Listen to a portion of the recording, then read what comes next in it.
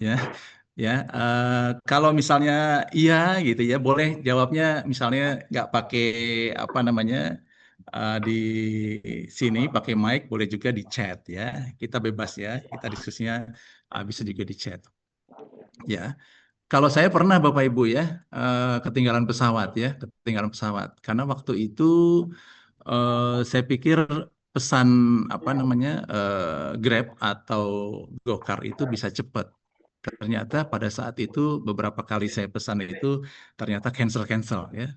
Nah, pada akhirnya ketika sudah saatnya akhirnya berangkat, ini ada yang ketiga. Nah, kemudian sampai di Bandara Soekarno-Hatta, akhirnya pesawatnya keburu, udah nggak keburu lagi ya. Itu salah satu efek dari namanya kapan lagi ya. Kapan lagi itu kita mesti segera bergerak ya. Seperti halnya tadi yang sudah disampaikan ya.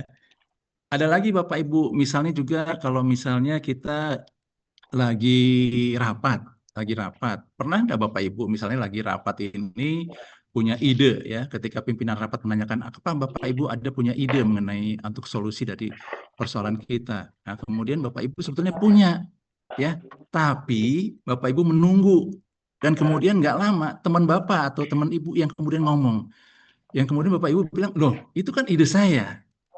Ya, ini efek-efek yang sangat umum terjadi gara-gara kita menunda kapan lagi ya. Nah, mulai dari sekarang Bapak Ibu kita akan pelajari ini digital marketing dan tidak lagi menunda untuk melaksanakannya ya. Bapak Ibu izinkan saya perkenalkan dulu ya. Jadi saya latar belakang pendidikannya di Magister Manajemennya Prasetya Mulia Business School di Jakarta. Kalau sarjana manajemennya di Institut Bisnis Indonesia. Sekarang namanya Kwi Kiangi School of Business Jakarta. Dan saat ini juga sedang menempuh pendidikan untuk S3, kandidat doktor ilmu manajemen ya. Dan saat ini saya adalah dosen di program studi manajemen Fakultas Bisnis Universitas Multimedia Nusantara di Tangerang ya. Dan 8 tahun sebelum ini saya adalah kepala kantor urusan internasional yang mengelola para profesor yang datang dari berbagai negara di seluruh dunia ya. Jadi saya mengelola student exchange ya, pertukaran mahasiswa, juga mengelola untuk para profesor, ada juga yang guest lecture dan seterusnya. Nah, sebelumnya saya adalah praktisi Bapak Ibu ya. Jadi sebetulnya saya tidak langsung dari awal itu jadi dosen, tapi sebelumnya ini saya ada praktisi di Kompas Gramedia Group. Ya, kalau Bapak Ibu mungkin pernah dengar UMN ini adalah bagian dari Kompas Gramedia ya, Kompas Gramedia. Paling Bapak Ibu mungkin sering terbiasa dengan Gramedia ya, toko buku ya. Nah, itu adalah jaringan dari uh, kelompok Kompas Gramedia. Dan waktu itu saya mengelolanya di bagian strategi penjualan dan pengembangan bisnis majalah. Ya, ada beberapa majalah yang saya tangani seperti ada di sini. Oke, Bapak Ibu, kita lihat lagi ya. Jadi yang belum pernah mendengar tentang Universitas Multimedia Nusantara, ini kampus kami ini adanya di Gading Serpong ya, Gading Serpong di Tangerang. Jadi kalau dari Bandara Soekarno-Hatta dengan tol yang baru itu mungkin sekitar setengah jam ya, setengah jam sampai 40 menit. Dan pada saat ini UMN ini memang akreditasinya unggul dan juga sudah masuk ke lingkup World Rank. World Rank ini artinya kami sudah ikut di dalam peringkatan dunia di sini disebutkan dari 801 sampai 1000 ya. Ini dari Times Higher Education Impact ya. Dan kalau di sini QS World University Ranking 2025 di Asia itu rankingnya di 451 sampai 460. Kalau di Asia Tenggara rankingnya di 78. Ya, ini barangkali Bapak Ibu nanti sempat mampir ke daerah Tangerang ya, Gading Serpong. Ini gedungnya kayak ini Bapak Ibu ya. Unik ini gedungnya ya. Ini yang namanya gedung yang Green Building. Dan saat ini UMN ini adalah most sustainable private university nomor 1 di Jabodetabek. Kenapa sustainable? Ini banyak tanamannya Bapak Ibu ya. Pohon-pohonnya begitu rimbunnya ini di sini ya. UI Green Matrix. Oke Bapak Ibu, kita langsung masuk ke sini ya. Jadi perkembangan digital marketing ya dari 2005 sampai 2025. Coba kita lihat di sini Bapak Ibu ya. Yang atas itu Bapak Ibu ada nggak yang nggak kenal sama sekali? Ya, kalau Facebook Bapak Ibu saya yakin kenal ya, YouTube juga ya. Kalau Friendster, mungkin Pak Haji tahu nggak Pak Haji? Friendster, pernah tahu Tahu, nggak Pak Haji? pernah, Tahu ya? pernah. Iya, Pernah pakai Pak? pernah. Sekarang sudah nonaktif, Pak. Iya ya, karena sudah lewat ya Pak ya. Kemudian juga ada Flickr ya, High Five dan seterusnya. Facebook saat di 2005 itu penggunanya 14 juta ya. Bayangkan sekarang 10 tahun kemudian, sekitar 20 tahun kemudian menjadi 3 miliar user ya. Dari 14 juta menjadi 3 miliar.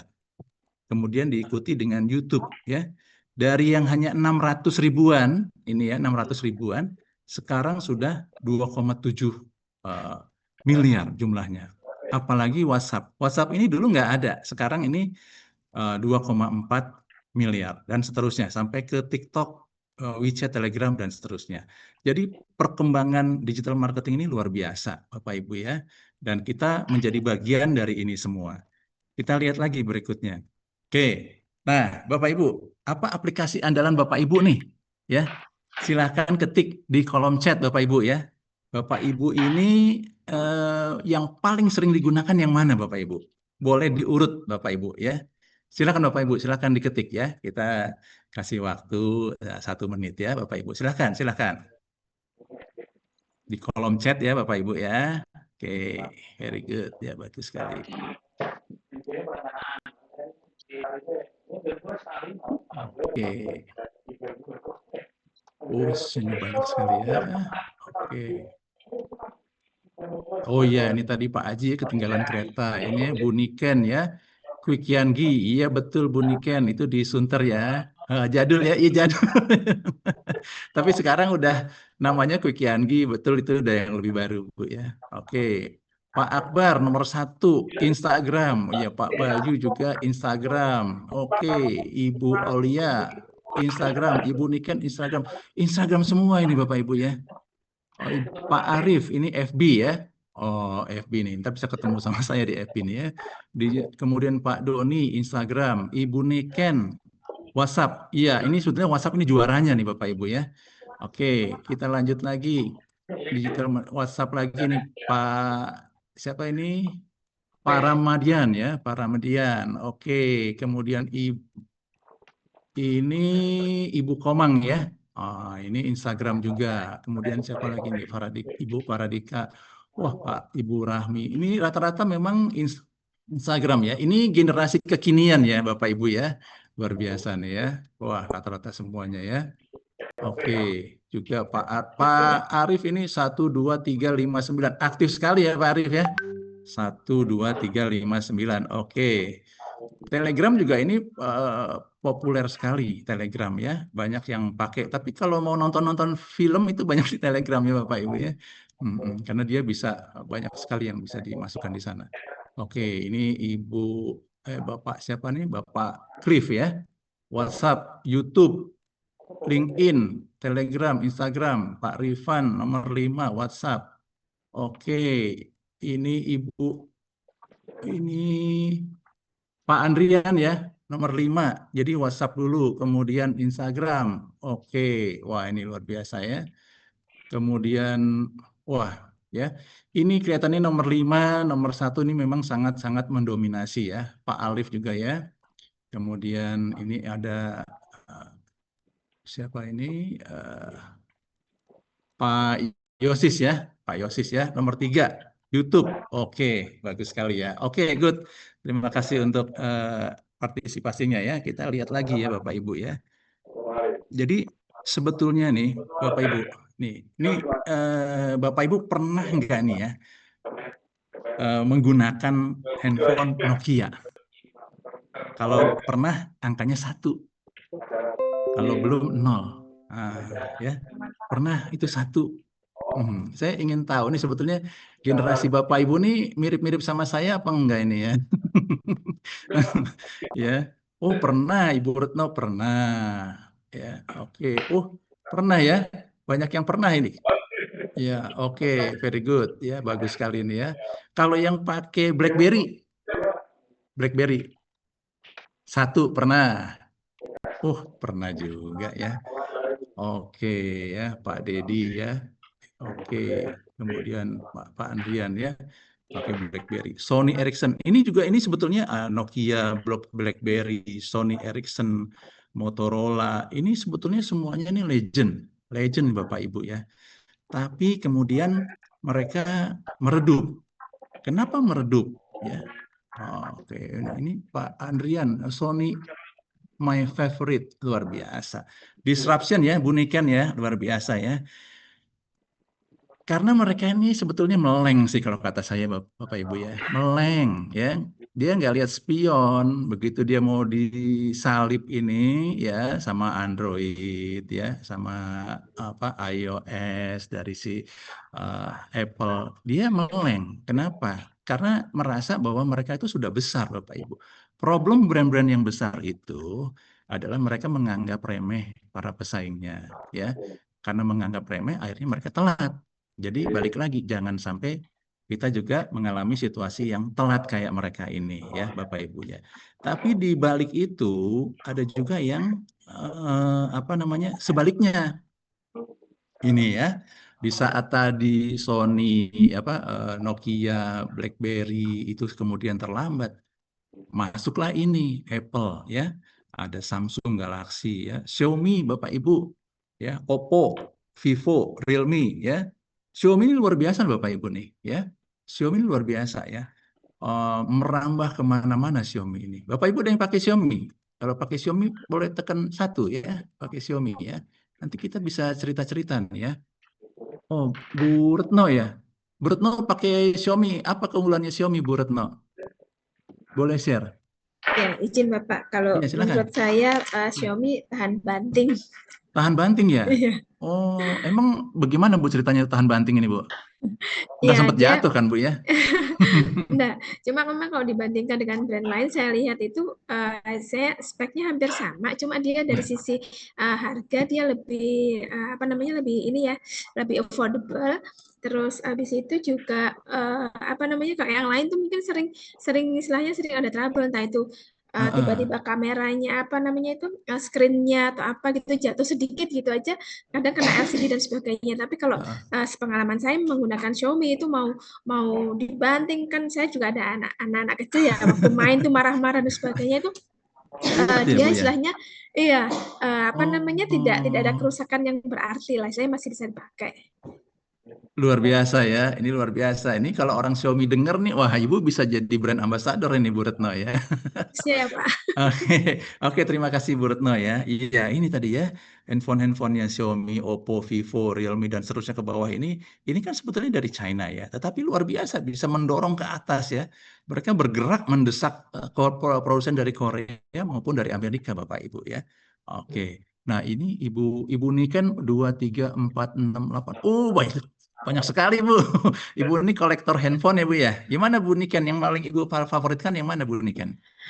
Sampai saat ini saya masih dengan Oppo. Kalau yang itu semuanya Oppo. saya sudah pernah beli dan sudah merasakan karena beli buat anak-anak saya. Yang jelas dengan kayak seperti Xiaomi itu dengan harga yang sama tapi speknya bisa dapat lebih tinggi gitu dibandingkan. Betul. Atau dengan spek yang sama dia lebih murah seperti itu.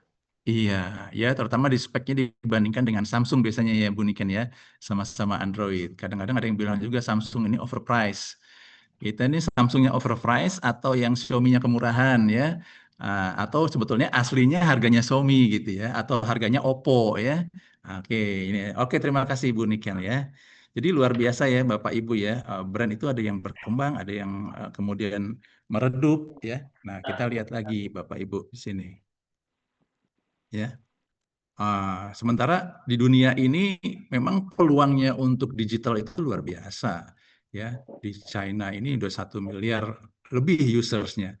Indonesia ini 223 juta orang yang menggunakan. Ya, oke kita lihat lagi di sini top website ya di dunia ini mana yang paling banyak digunakan ya.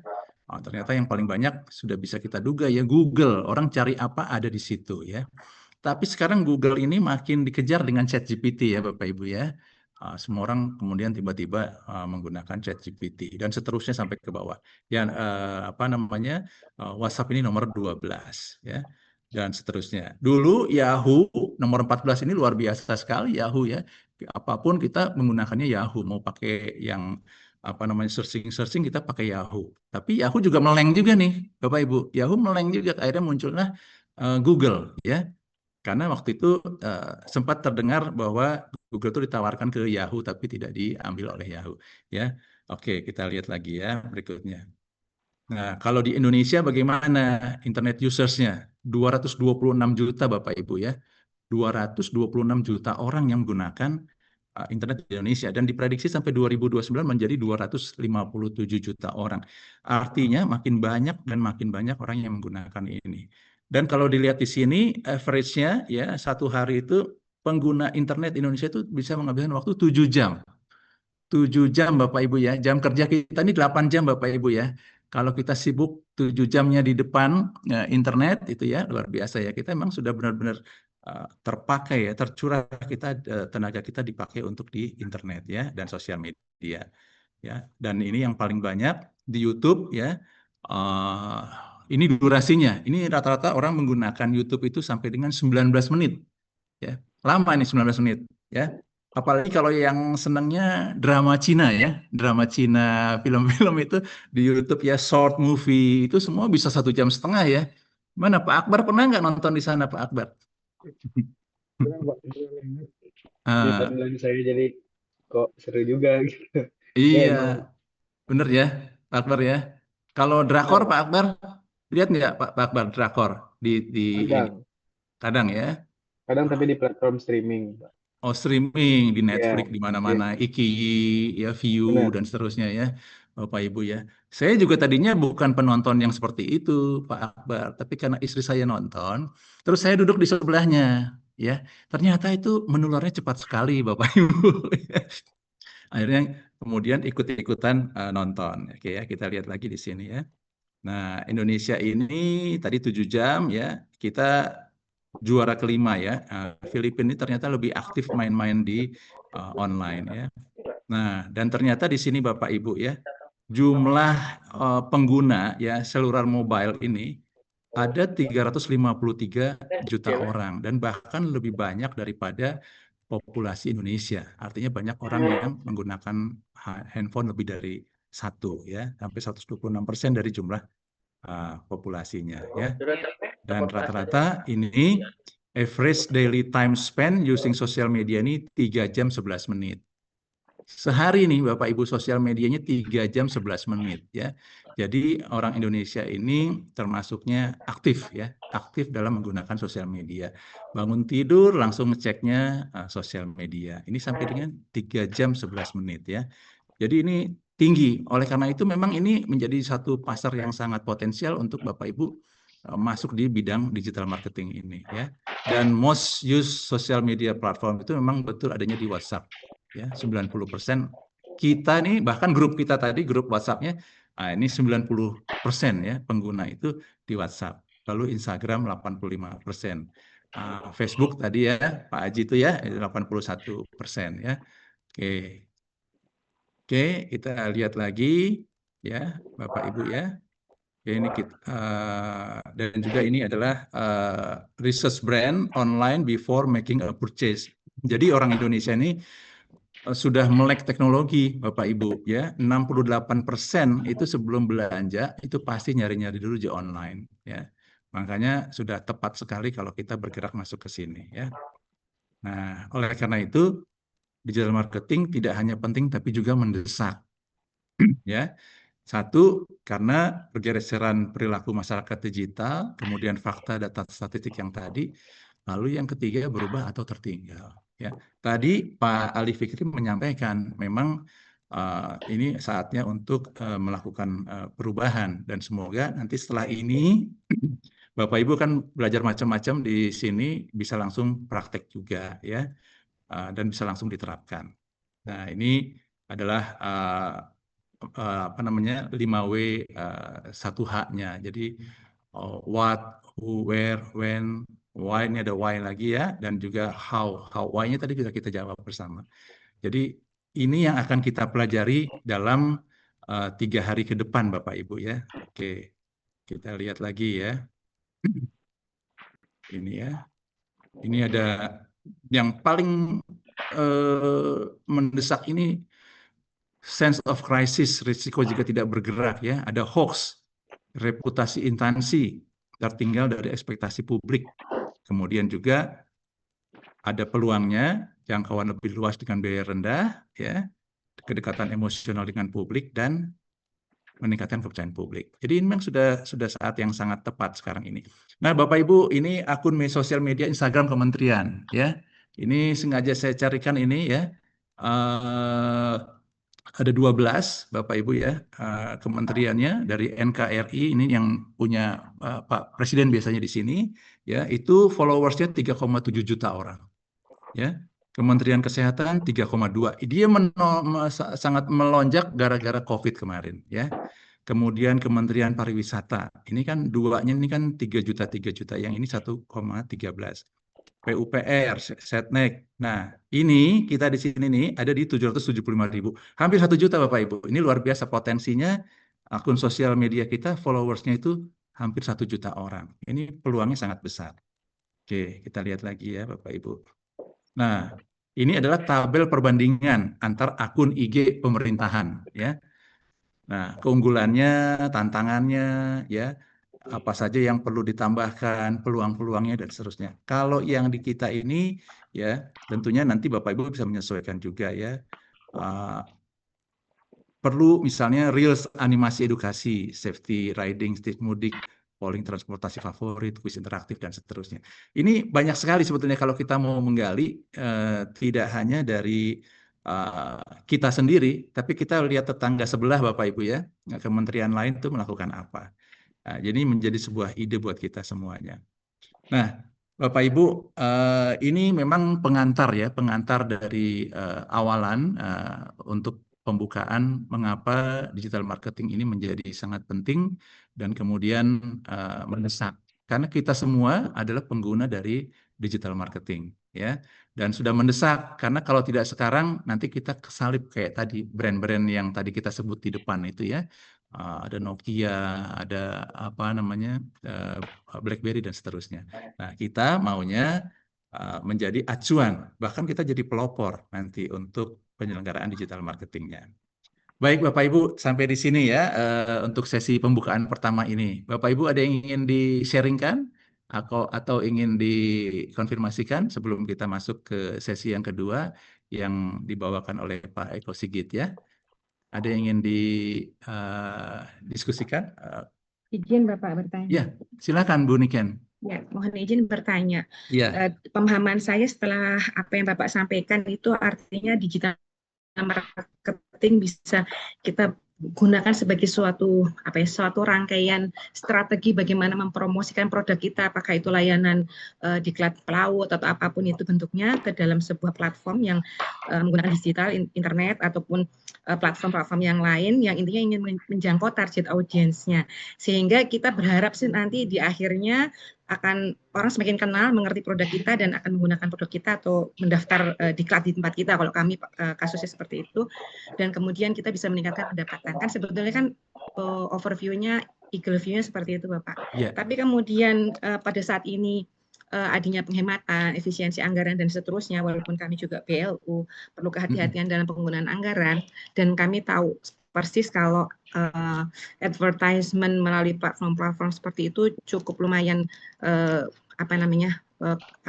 anggarannya.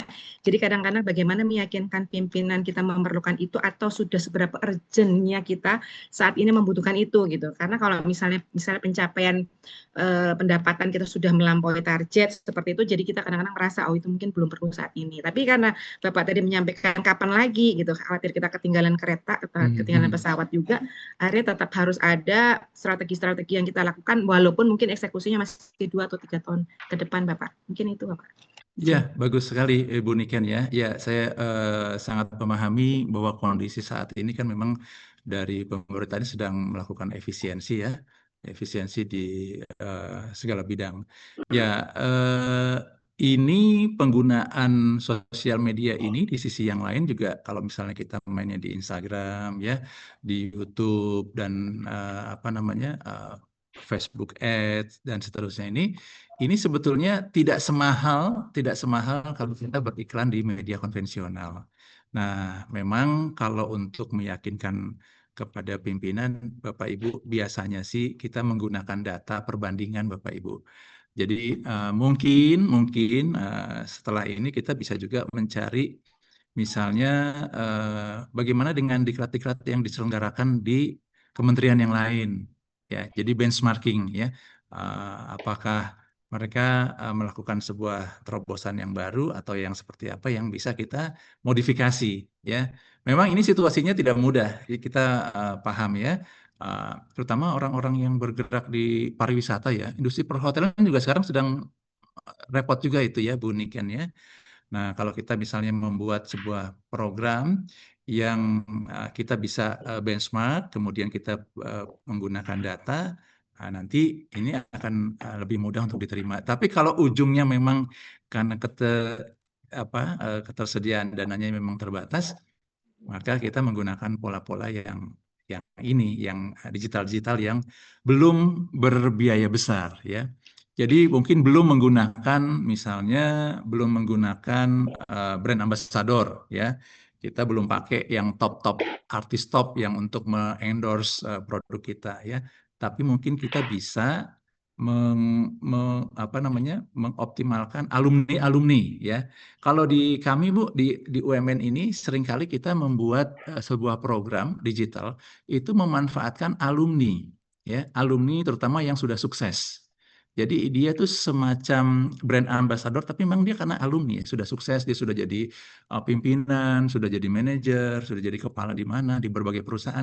Kita undang mereka untuk mengisi podcast atau mengisi kegiatan-kegiatan yang sifatnya bisa kita laksanakan di UMN secara online ya. Bahkan kalau misalnya ternyata ada artis Bapak Ibunya, ini unik ya Bapak Ibu ya, kadang-kadang ada juga artis yang join atau orang-orang yang public figure yang join, itu bisa dimanfaatkan juga. Ya, saya kira itu Bapak Ibu. Jadi kita memanfaatkan yang ada di sekeliling kita dulu ya. Mudah-mudahan bisa menjawab ya Bu Niken ya. Tapi kita kita berseri terus, nanti ke ujung akan ada cara-cara yang bisa kita manfaatkan bersama. Baik Bapak Ibu, ada lagi yang mau didiskusikan? Jika tidak, maka kita akhiri dulu untuk sesi pembukaan yang pagi ini. Terima kasih ya atas partisipasi dan diskusinya yang luar biasa. Kita akan lanjut ke sesi yang berikutnya. Saya kembalikan ke Mas Andi. Terima kasih Bapak Ibu.